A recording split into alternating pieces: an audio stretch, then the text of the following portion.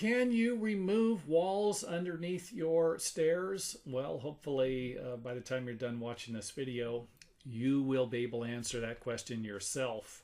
Now, I realize you don't have x-ray vision. You're not going to be able to, look through the drywall, stuff like that. In some cases, you're not going to be able to look under the stairway. But for those of you who can, maybe it's in a basement or something like that, let's see if I can help you out here.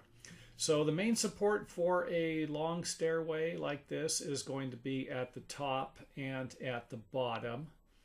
And you can get additional support with your risers and with your wall studs. So let's take a look at our first example. Would be a wall built under one of the stair stringers. And this is common. This wall is actually providing support for the stringer. If you removed it, the stairway might last, but it will be soft, especially on the sides. And I'm providing you this information through experience of building stairs.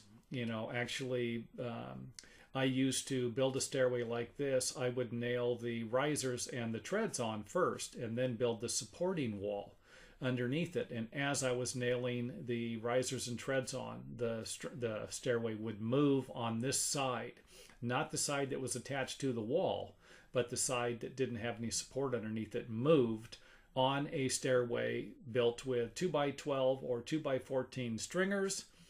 And so let's say that it might have had 13 or 14 steps, something like that. Longer stairways would create more problems. So another look at the stringer with the supporting studs.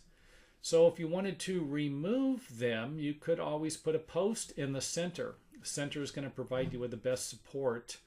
I don't recommend putting the post in areas anywhere except for the center to maximize the support. If you are going to put two posts in, then you could always put them in 1/3, divide it up into thirds, put one under the stringer.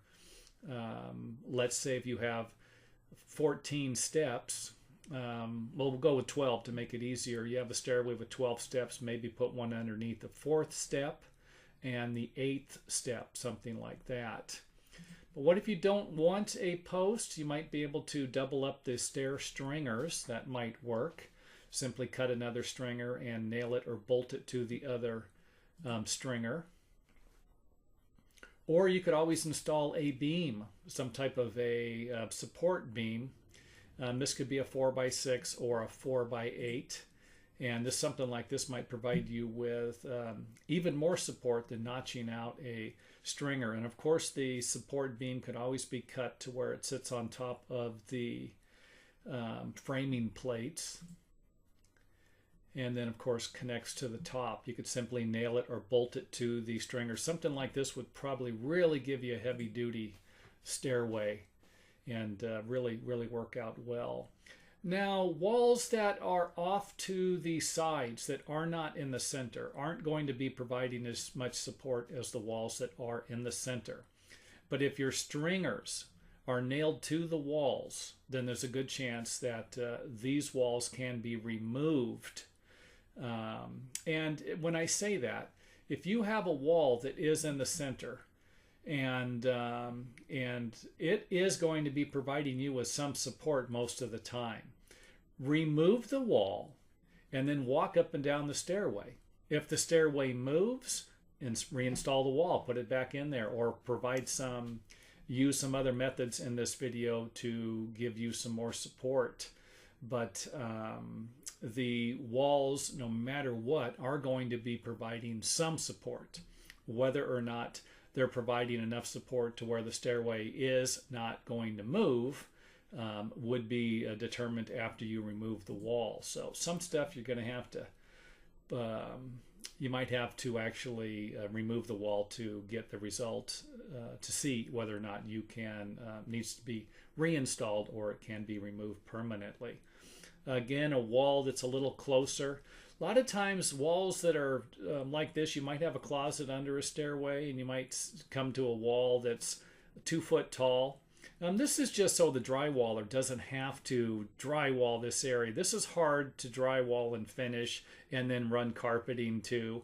A lot of times these walls, if you're just looking for some additional storage space, can be removed and the area can be finished accordingly. But they're installed just to make everybody's job a little easier.